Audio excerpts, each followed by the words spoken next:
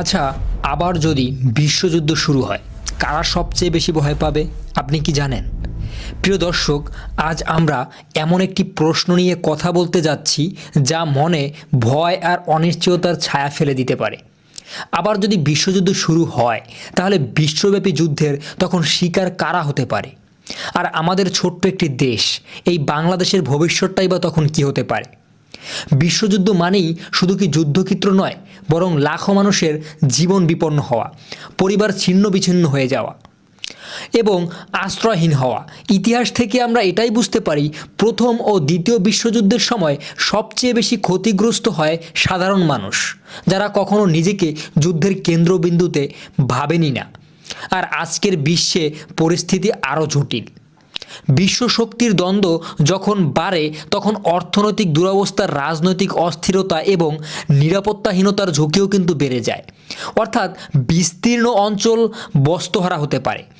বাংলাদেশ যেমন একটি ঘনবসতিপূর্ণ দেশ, যেখানে চরম দুর্যোগ এবং জলবায়ু পরিবর্তনের প্রভাব ইতিমধ্যেই মানুষের জীবন ও কার্যে প্রতিরোধ তৈরির চ্যালেঞ্জ তৈরি করেছে।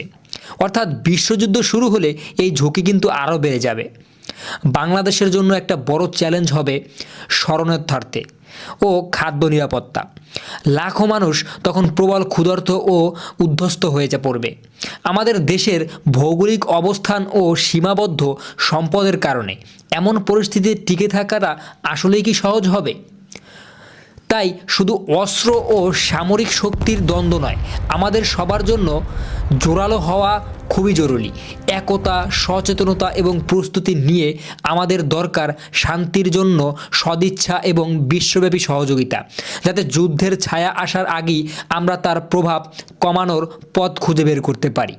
অর্থাৎ বিশ্বযুদ্ধ মানেই শুধু দেশের জন্য নয়, মানুষের জন্য একটি গভীর অসুস্থতার সংকেত। তাই এই প্রশ্ন আমাদের সবাইকে ভাবতে বাধ্য করে, আমাদের ছোট গল্পগুলো যারা প্রতিদিন জীবনের লড়াই চালিয়ে যাচ্ছেন, সেই মানুষের সুরক্ষা কিভাবে নিশ্চিত করব। তো পরিশেষে আমাদের মনে রাখতে হবে, যুদ্ধ শুরু করা সহজ, কিন্তু শান্তি প্রতিষ্ঠাটা করা আসলেই কি সহজ? সত্যিকারের সাহসিকতা বর্তমান সময়ে সবচেয়ে বড় মিশন হওয়াটা উচিত। যুদ্ধের কারণগুলো বুঝে তার বিকল্প পথ আমাদের খুঁজে বের করাটা উচিত। বাংলাদেশ যেন শুধু যুদ্ধের ছায়ায় নয়, শান্তির আলোয় আলোকিত হতে পারে।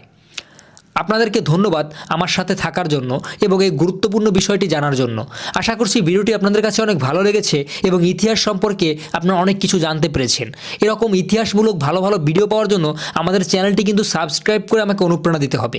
আর অবশ্যই আপনি আপনার মন্তব্যটি আমাদেরকে